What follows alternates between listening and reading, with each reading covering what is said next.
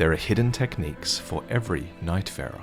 For example, did you know that Ironeye has a feint attack? Did you know that Revenant's summons can use ultimate abilities? Guardian has charged guard counters, Duchess has a backstep dodge, and Wylder can quick boost an insane distance with his ult.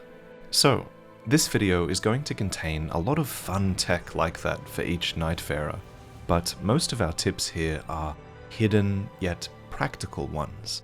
Fundamentals that will make you an adept at each character by the end of this video. So be sure to skip ahead to the character you're most interested in, but first, let's start with some secrets that apply to all of them. Starting with this, did you know that weapons behave differently in the hands of certain Nightfarers? Wylder, for example, gets a better moveset when wielding greatswords. The same is true of Duchess with daggers, Guardian with the halberd, Executor with the katana, Raider with great axes, great hammers, and colossal weapons, and Ironeye gets a unique bow moveset that includes unique R2 and running attacks as well. So look out for these weapons, though obviously you won't always get exactly what you want in your runs. You'll need to know what other things to look out for, and to know that, you should visit the Visual Codex at the Round Table Hold. Here, you can evaluate the strengths and weaknesses of each Nightfarer. The Recluse, for example, has an S scaling in both intelligence and faith, meaning she's just as lethal with sorceries as she is with incantations. But pick up a greatsword, and her D scaling in strength will make this heavy weapon a poor choice. To see which weapons scale with which attribute, it's quite hidden, but press triangle at the equipment box in the sparring grounds, and all will be revealed.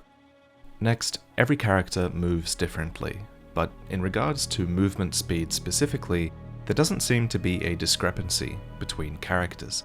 However, each Nightfarer does have a unique dodge, and thus a unique dodge distance.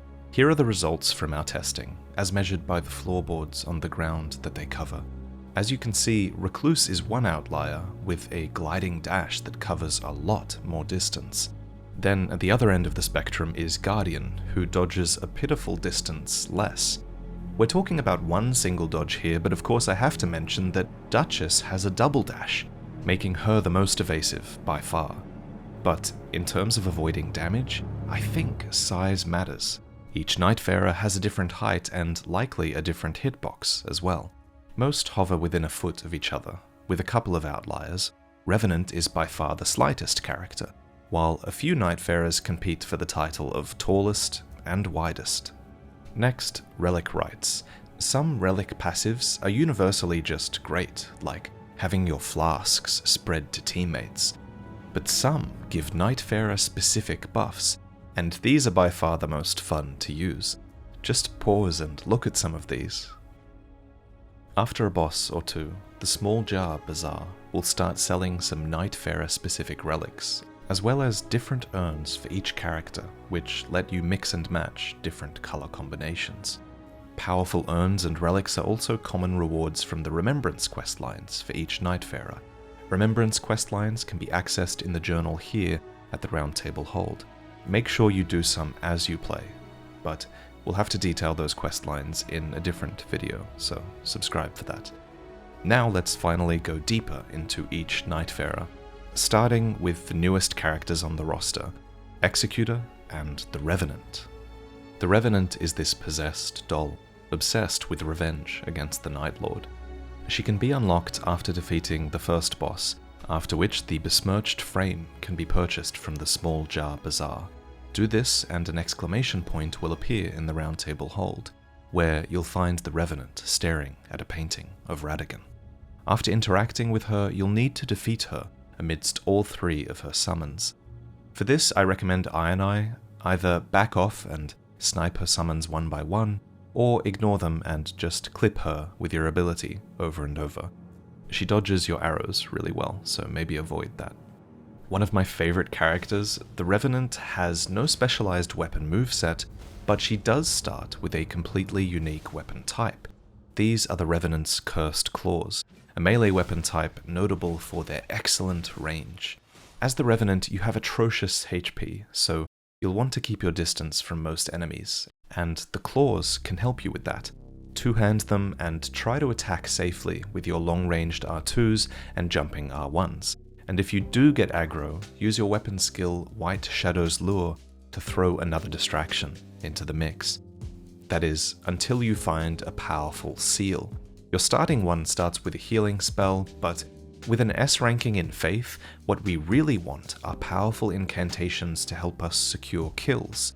Until then, you'll want to kill as many enemies as you can with your claws though, and that's because of Revenant's passive ability. Every Nightfarer has a passive ability that's always active during your run, and Revenant's is Necromancy, which grants a chance on Killing Blow to summon any enemy that isn't a major boss as a phantom that will fight for you for 1 minute.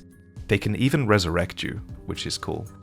Because this passive triggers on a Killing Blow, consider letting your team Revenant finish off enemies if you notice that you're attacking one alongside her. Having an army of spirit summons can be extremely useful in certain encounters, particularly end-of-day bosses, since those often appear right after you have to defeat a set of smaller enemies, and the Revenant can resurrect those small enemies. But for summons, the headline is Revenant's skill, Summon Spirit, which allows you to manually choose one of 3 spirits to fight alongside you. They can't be controlled, but they will generally attack what you're targeting as you summon them, and you can activate their ultimate abilities by activating your own. Summoned with R1, there's Helen the Page, whose ultimate ability has her attack rapidly with her rapier. She's more mobile and thus is better for fast enemies. Summoned with R2, there's Frederick the Pumpkinhead. We love Frederick. His normal attacks are fantastic for building up stance damage, and you'll clear camps very quickly with his wide attacks. His ultimate has him spin to win. And then, summoned with L1, there's Sebastian, the giant skeleton, who can't move but who flattens enemies in an area around him. His ultimate is a hyper beam that deals great damage at range, so it's great to use if he becomes too far away. He also summons in with a roar that stuns small enemies, which is great. When a summon dies, you won't be able to summon it again until it's regained at least 50% health, which can take a long time for the tankier summons. To get that healing process started early, remember to press L2 during summon selection to manually dismiss your active summon. Revenant's ultimate, Immortal March, makes active spirits and allies unkillable, though damage still applies, so it's best used near death so that you can survive at 1 HP. This buff lasts 15 seconds, and its activation instantly revives downed allies, even if they're a stone's throw away. With their S scaling in Faith and their B scaling in Arcane and Intelligence, the Revenant can use any spell quite well.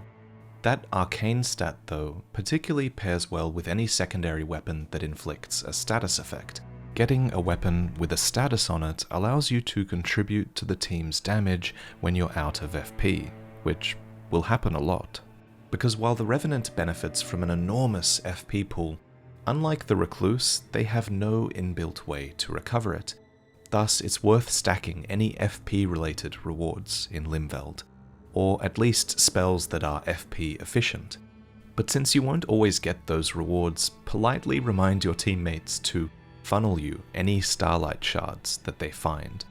These restore a ton of FP, and each merchant sells 2 shards per player, with an inventory that restocks on day 3. So go on, feed the Revenant. Her summons tend to die quickly in the Night Lord fights, so if you want her to perform for your team there, she'll need those shards to keep casting spells. I suspect the best way to build the Revenant is with a Madness build, since there's a relic from defeating Libra that gives you FP back when you have Madness, and you can even self-activate this FP regen by meditating, which is cool. I love the flavor of this, but good luck getting this strategy to actually work in-game. Next, the Executor. Executor? I'm not really sure yet.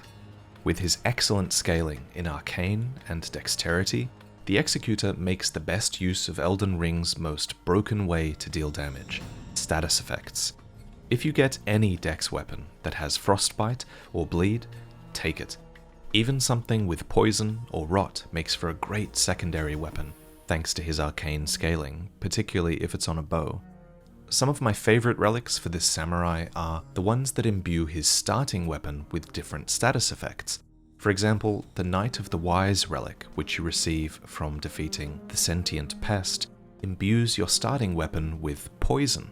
The Knight of the Miasma relic, which you receive from the Fissure in the Fog Night Lord, imbues your starting weapon with Chilling Mist as well, which can be used to apply frostbite. These two status effects, combined with the bleed on your starting armament, make you deal frostbite, bleed, and poison, which is so much damage from day one. And because two of these are status effects that deal a percentage of a boss's health bar as damage, they scale excellently into the late game. So to take this strategy even further, you should work in a trip to the mines and find a merchant, which will give you a surefire way to bring your starting weapon to purple rarity via the smithing stones that you find. Complement your build with a secondary katana to dual wield if possible, but even without it, you'll have this consistent experience with Executor every single run. This is honestly a pretty broken way to play this character, and I haven't even talked about the other ways to get damage out of him yet. Executor's passive, Tenacity, buffs you after recovering from a status effect. For 20 seconds, your attack power will be boosted by 20%, and your stamina will come back what feels like about 30% faster. This passive isn't easy to self-activate, though it is possible if you find a way to proc bleed or madness on yourself.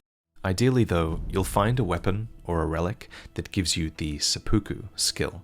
Generally though, the passive will trigger naturally against certain Night Lords, so Executor is a very choice pick if you know what you're going up against. Of course, the main reason many will pick Executor is for that Sekiro-style gameplay. His skill, Cursed Blade, puts you into a stance that sheathes your sword, increasing your damage and your stamina recovery with this new weapon, but reducing movement speed and removing your ability to apply any status effects. While in this stance, you're able to deflect nearly any attack, even as the skill itself is activated and deactivated. Deflections do stance damage to enemies, and they buff your sword. Achieve 4 well-timed blocks, and your blade will glow golden, allowing you to press L2 for a powerful strike that consumes the golden glow and appears to give you a brief moment of invincibility as you dash forward.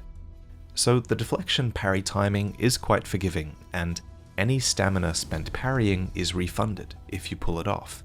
The active parry window lingers for a good half second and automatically deflects rapid-fire attacks after the first one. And even if you miss, since blocks now protect against 100% of damage, you'll only risk losing your stamina with that first missed parry. It's Sekiro, just don't fuck up your parry twice.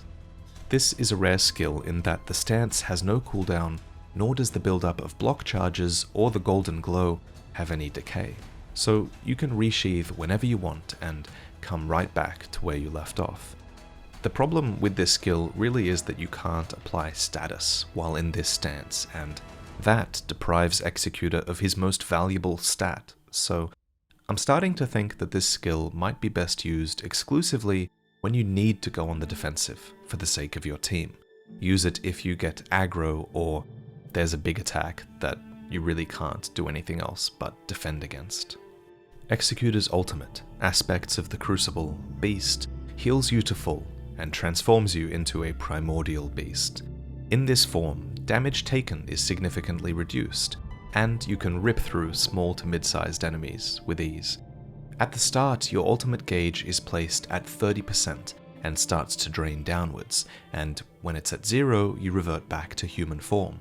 So for around 15 seconds, you can light swipe, heavy swipe, and use the ranged raw L1 to your heart's content. There's also a weapon skill L2, which brings out a sort of crucible dagger. Just note that this attack will instantly end beast mode, so it's best used as a finisher. Though, if the fight is almost over, you should deactivate your ult the same way you activated it, and conserve some of your ultimate gauge that's remaining. Also, fun fact, the appearance of Executor's beast form is affected by which skin you have equipped. One thing I'm really keen to try is playing Executor as a tank for the sake of your team. It's possible to guard counter out of a parry, so if you spec for relics and passives that help you take aggro and block and guard counter, I think you might be able to make a build that takes excellent advantage of his skill. Give it a try and let me know what you guys think. Next up, the Duchess. To unlock the Duchess, simply defeat the first Night Lord. In the early game, remember her starting dagger comes with a magic attack buff. It's a reminder that she isn't primarily a dexterity character. Rather, she actually has an even better scaling in intelligence than anything else. Her faith is also quite high. So, since in many fights you'd rather be at range, make it a priority to find powerful magic, particularly sorceries, and put that FP to use. Also, despite the temptation, katanas and claws and anything with a status effect that's scaled with arcane isn't as great with the Duchess as they are with the Executor or even Ironeye. That said, if no one else is using these weapons, you should. Triggering a burst of damage with bleed or frostbite synergizes excellently with your ability, which we'll talk about in a moment. Her Magnificent Poise passive reduces stamina loss from both attacks and dodging, while also granting an extra dodge action. This pairs well with her unique dagger-based dodge attack, which quickly closes gaps between her and the enemy. Also, fun fact, Duchess gets an iframe backstep. It doesn't have great iframes, but the dagger gets a unique attack out of it, which is cool. Next, her skill. With Duchess, you're going to want to use this restage ability frequently. It can be usually activated mid-animation, and it has a very short cooldown. When triggered, it reapplies 50% of the recent damage dealt to your target, and also seems to reapply any effects from weapons used during that window, such as status ailments or elemental damage. To make the best use of this, coordinate with your teammates. Get them to call out bleed procs and when they're using their ultimates so that you can multiply their damage as well as your own. As for her ultimate, it's kind of niche. It grants the whole team invisibility, so it's best used to disengage when you get aggro or to safely resurrect teammates. Aggro comes back as soon as you hit an enemy, so make sure you only re-engage when you're ready. Duchess is all about timing. Look for passives that improve your dodge or that amplify the damage you do. And if you end up going a spellcaster route, let your team know to funnel you starlight shards and any related armaments. Next up, the Guardian. The Guardian is the tank. You want attention on you, and for that, there's a relic passive that you'll absolutely want and that is available to everybody. Visit the Small Jar Bazaar after a run or two and pick up the Guardian's Goblet and a polished, drizzly scene, a blue relic that draws enemy attention while you're guarding. With this blue relic slotted, you can more reliably take aggro and fish for guard counters, allowing you to not only take enemy attention off your teammates, but deal damage as a result of it as well. This is a particularly fun playstyle if you're wielding a halberd, because with this, the Guardian's specialist weapon, you'll actually be able to perform a charged guard counter by holding R2, which is totally new. Guardian's passive isn't a passive. It's an improved defensive stance that has to be manually activated by holding L1 and quickly inputting a directional dodge. With this, you take significantly reduced stamina damage from incoming attacks, though your movement is slowed and your stamina will gradually drain to 0. It takes some timing, but you can actually learn to lower your guard in between enemy attacks to regen stamina and then reactivate the ability just as you would take your next hit. That said, you should still make it a priority to find some stamina passives. With these, you'll be able to sit in this stance safely for far longer, allowing you to focus your attention entirely on enemy movesets. Watch out for grab attacks and fish for powerful guard counters to make this tank actually fun to play while taking aggro for your entire group. Guardian's ability Whirlwind is great against groups of enemies, and it can be charged as well for additional range. Large enemies will be staggered and small ones will be damaged and thrown into the air. It can even repel projectiles, though it's generally not great against Night Lords. Guardian's ultimate is best in class for reviving teammates. Not only can it fully revive anyone hit point blank, not only will those in the area have their death gauge reduced, but if you hold the ultimate after impact, your teammates will gain invulnerability and hardness, making attacks just bounce off them while they safely drink a flask and prepare to return to combat. This aura slowly consumes the last remaining amount of your ultimate, but it's often a great call to hold this, especially if your teammates are in a position to capitalize on it. With his balanced stat spread, Guardian can use pretty much everything except sorcery pretty well, though he'll benefit from strength or quality weapons the most. As with the Executor, a trip to the mines and a merchant to get his shield upgraded can benefit Guardian a ton, since his shield is arguably even more important than his weapon. The Guardian pairs well with our next character, Ironeye, the perfect character to revive you if you lapse in your duties as a tank. Ironeye is a character that generally outputs pretty low but constant damage from a safe distance with standard bows, which he wields better than other characters. He shoots faster, he gets better running attacks, and he even gets access to an R2 shot that fires 3 arrows at once. This attack is great for multiple enemies, large enemies, or whenever you're up close. Though, if you're getting up close, why not use a melee weapon as well? With an A scaling in Dexterity and a B in Arcane, Ironeye can give Executor a run for his money with any dex weapon that applies a status effect. And if you have a status grease on hand, you can make really great use of that, because now you can apply status greases to bows. Ioneye's passive Eagle Eye improves not only the chance of good items dropping for you, but good items dropping for your teammates as well. And since sharing is so important in Nightreign, a team that knows how to share their loot around will benefit a ton from the quality increase that Ironeye provides.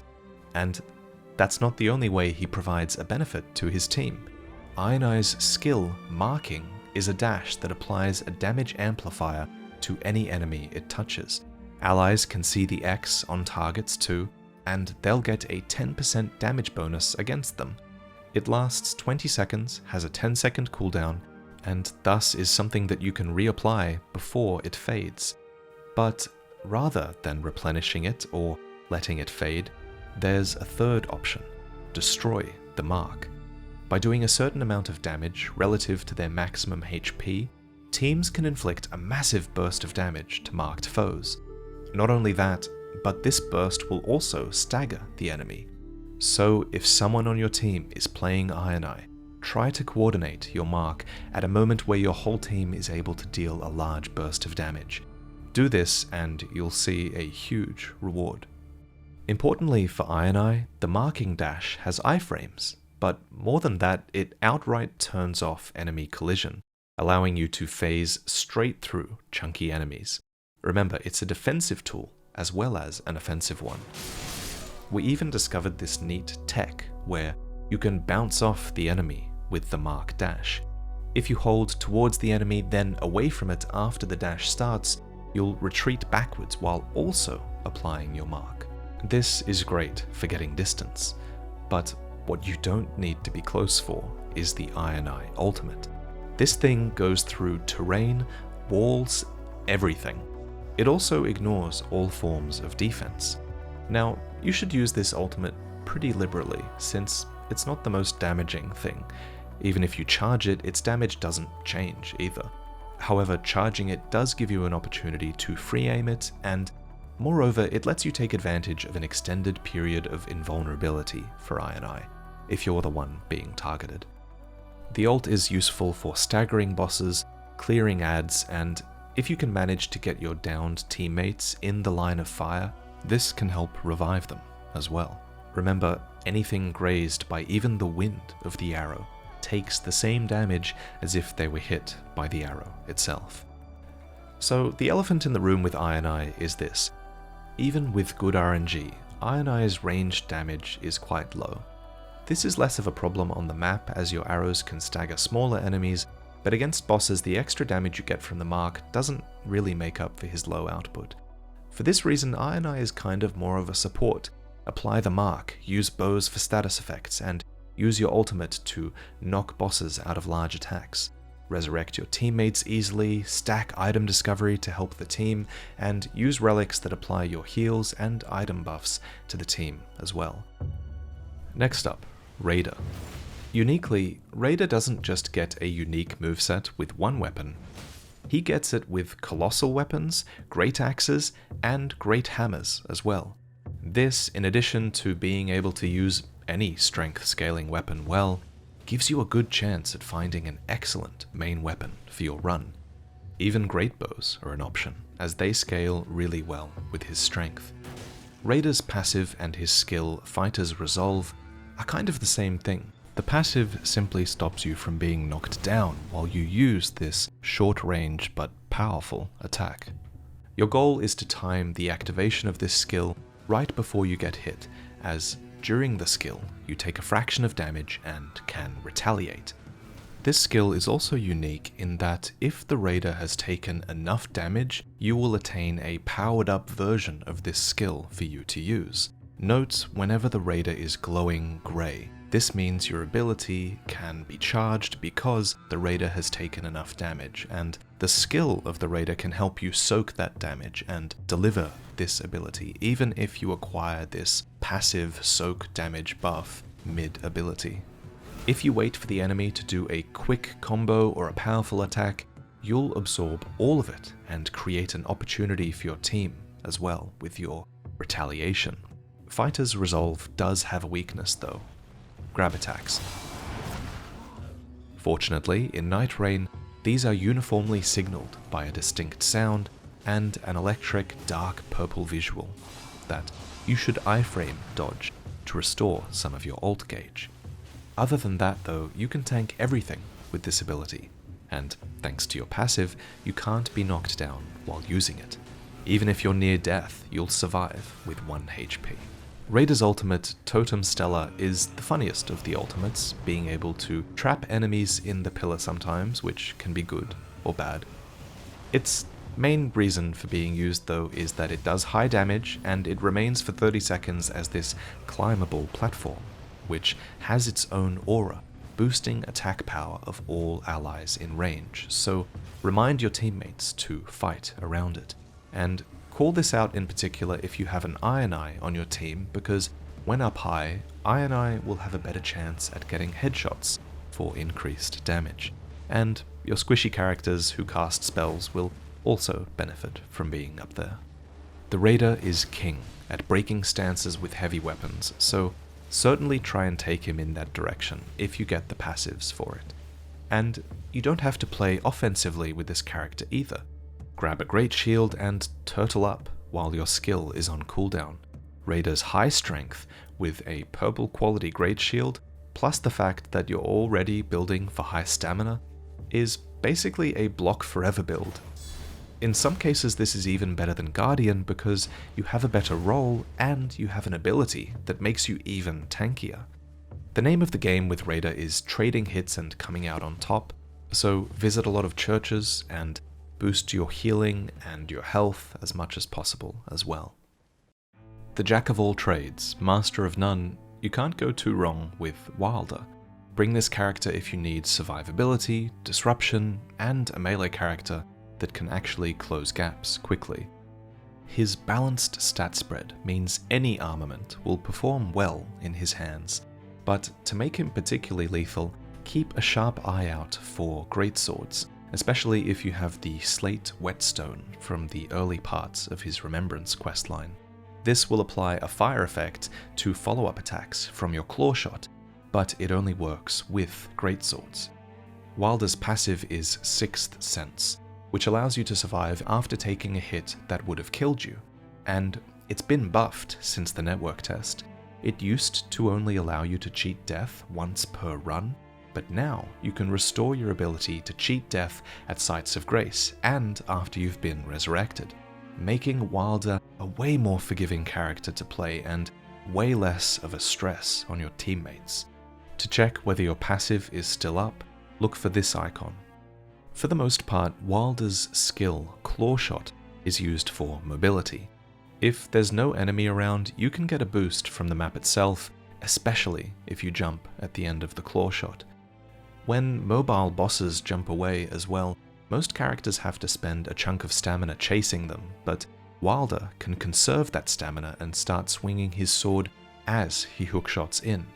You can even chain Wylder's attacks and ultimate with his skill, allowing you to make use of his hookshot mobility and build up your attack while you journey in and charge the ult for more damage. Targeting larger enemies pulls you to them, but targeting smaller enemies pulls them to you. You can save teammates from taking damage this way, and if you're behind a humanoid enemy, you can pull them to you for a quick backstep from behind. Also, if you have enemies in a line, you can target the one at the back to do damage to all the ones in between. One of the best ways to use this is a jumping attack, provided you can get the timing right. Jumping during the hookshot also gives you way more distance, as I mentioned, especially if you chain it with a 180-degree mid-air ultimate. And if you're locked onto something when you do this, you go even further. Credit to Onslaught Casuality 42 on Reddit for discovering this sick Wylder tech. I love it. Wylder's ultimate is Onslaught Stake, which does great damage and even better stance damage. Hold to charge his ult to make it even more potent. It takes longer, but since you're invulnerable, you don't really care about this, unless the enemy is mobile enough to avoid it. Worth noting is that uncharged ults are faster, and only deplete 75% of the ult gauge. So use his uncharged ult if you know that you can finish an enemy off with it as it stuns them. However, since you're propelled backwards, that can suck, I guess, unless you claw shot back in. So fully charged is better, generally, and often will be enough to break the stance of even the greatest Night Lord. For this reason, Wylder benefits a lot from the relic you get from defeating the second Night Lord, which features buffs that trigger upon delivering a critical strike. Since you're the one who's often breaking enemy stances with your ultimate, you're often the best one positioned to capitalize on that. Next, if your team needs damage, look no further than the Recluse. With an S ranking in both Faith and Intelligence, they can use sorceries and incantations at full strength, allowing them to capitalize on any magical armaments they find in their run. And if a Night Lord is weak to Holy, Lightning, Magic, or Fire, then the Recluse's ability will only push that advantage even further. This ability, Magic Cocktail, absorbs an affinity from a target recently hit by either Fire, Holy, Lightning, or Magic damage. Absorbing gives you FP, but more importantly, it fills one of 3 orbs on your ability icon. Combine 3 and you can unleash a unique attack that carries the elements that you absorbed most of the time. There are 14 unique magic cocktails that you can craft, and the most important rule to remember with these is that 1. These abilities are generally stronger the more variety of elements that you combine, and 2. If it's an attack, it will generally hit your target if you're standing at close to medium range, no matter what it is. So with this information, you can kind of use Recluse's ability without really remembering which combinations do what. But in a few minutes we'll go over each combination because Understanding these deeply is what will separate a decent Recluse from a great one. Her ultimate Soulblood Song brands nearby enemies to restore HP and FP on hit for the entire team. For the Recluse, magic attacks generally seem to double the amount they cost as a replenishment, so you can go net positive while attacking during the ultimate, provided your spells hit their target. It also does a little bit of damage in the area around you, and it's just enough damage to revive a teammate with 1 bar of their death gauge filled. As for powerful strategies, anything that increases your magic damage is great with Recluse, and because you have an inbuilt way to regain FP, you don't have to worry about efficiency quite as much as you do with the Revenant or the Duchess. Also, with any spellcaster, unless you want a Great Shield in one hand, you're also going to generally want a spellcasting item in your left and right hand. Spells are now cast with L1 and L2, and R1 and R2 respectively, so dual wielding gives you access to 4 spells at any one moment. If possible, try to get at least one spell, like Carrion Slicer, that's FP efficient, and you'll probably also want something that's FP inefficient, that does a lot of damage, because that will serve you well against the Night Lords when you're just crushing Starlight Shards. To attack most efficiently, though, you can try to weave your ability with your spells. Many spells have startup animations, but these startup animations are skipped if you chain your spellcasting after residue collection, as you see here. Doing this often will keep you FP neutral, at least, in longer encounters. And residue collection also gives the Recluse a moment to regain stamina, so try to collect residue when your stamina is low, if you want to be truly efficient with your attacks. Now, while the Recluse has an inbuilt way to regain FP, and is extremely efficient, you'll want to go all out against the Night Lords, so again, stockpile Starlight Shards. Pick them up throughout your run and beg your teammates for some as well. Crushing these in the final fight can fuel your heaviest, most inefficient attacks, and it turns the Recluse into this fire hose of damage in the final fight, and that can make all the difference. Now, Recluse's magic cocktails come in 3 categories. You can either combine 3 residues of the same type, you can combine 2 of different types, or you can combine 3 different types. The more variety you introduce, the better, so ideally your teammates and yourself will be attacking with a wide variety of elements to support the Recluse. I'm now going to ask you what each cocktail makes before I reveal the answer. To learn these off by heart, I recommend you rewatch this section and try to memorize them all, flashcard style. Pay attention to the symbol inside the cocktail ability as well, for a clue as to what your combination will create. As you watch these as well, note that I'm casting them at pretty much the maximum range possible. So, what does combining 3 magic residues make? Answer: a pure magic attack that whips the enemy 4 times over 10 seconds. Note that lingering effects like this are great for continually tagging enemies with an element that you can absorb. What does combining pure fire make? It's similar. It summons a whirlwind of flame, which burns a patch of ground for about 8 seconds. What does combining pure lightning make? You buff yourself, acquiring a type of Bloodhound step for a short amount of time, which you can use defensively or offensively. And pure holy? You buff yourself again, except this time with poise and damage negation, allowing you to play more aggressively for a short amount of time. Getting into the double magic cocktails now, you need 2 affinities from one type and 1 affinity from a different type. So, what does magic and fire give you? It launches a magical flame that pursues enemies for 10 seconds until it explodes, dealing a large amount of damage. Great against large, slow-moving enemies, as they'll take every tick of damage. What does magic and lightning do? Upon activation, you can hold to keep a magic lightning blade at your side. You can dodge to remove it, or you can release to slash with the sword and the projectile. Hitting with both will deal a little bit more damage. What does magic and holy make? With this, you blanket the area with a buff that gives you and nearby teammates infinite FP on all skills, all items, all spells used for about 7 seconds. So if you have Comet Azure equipped, get you some holy and magic affinities, please. What does fire and lightning make? Well, you turn into a kamikaze lightning ball that catapults you forward an absurd distance before striking the ground. Fire and holy raise a static orb of warmth for 15 seconds that raises max HP by 30% and cures status ailments for allies, while also lowering the max HP of any enemies that are within this area. Worth noting though is that one only needs to touch this aura once, and the HP effect will persist for a whole minute afterwards. And for lightning and holy, you get this really awesome buff that allows you to auto-parry enemies for 15 seconds.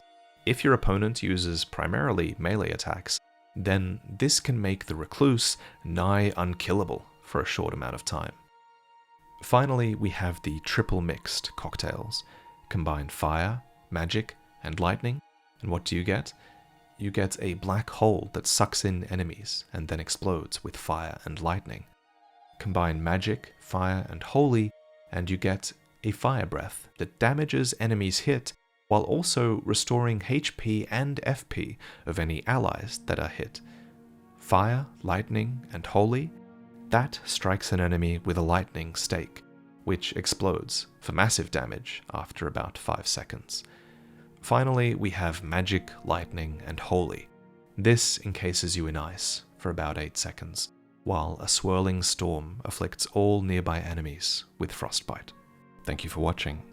This video was a joy to make because I think the Nightfarers are the best designed part of Nightreign, and I love the way all of them play. If you enjoyed, consider supporting on Patreon, and stay tuned for the next video, which is most likely going to be some lore content. Until then, I'll see you in the comments.